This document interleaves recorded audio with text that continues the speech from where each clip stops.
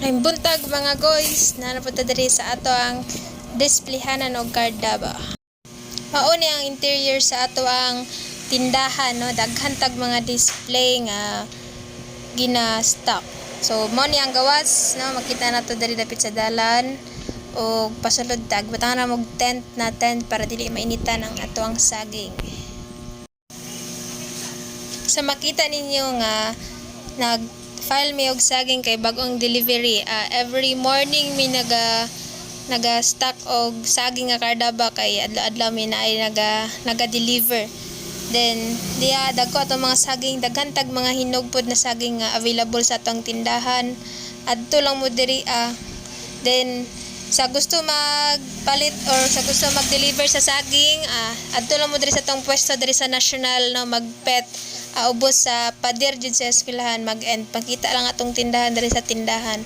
O guban akong partner nagakompile. Bali kini nga saging kay abot siya og 200 kilos gikan ni siya sa Doles no dito sa muang lugar. Og kinsa man tong gusto pa diha mag-deliver, pwede mo mag-chat lang sa Messenger o mag-contact lang mo diri, chat lang pwede ra kaayo pod.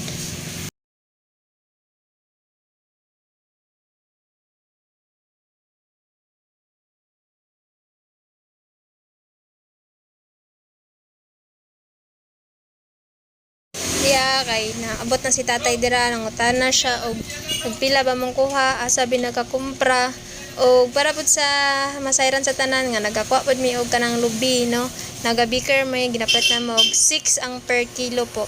Sa interesado diya pwede riya pud mo chat diri, naginlingin ako ginagmay para lang pud mahum. Og mao ni ang human nato og file na saging no, mao ni ang ato ang finish na filing na mani ang sulod natay display nga lubi, saging og nabutay tundan nga hinog na diri display. Mani siya makita ni sa sulod, tag 15 lang ang atong kilo. O kana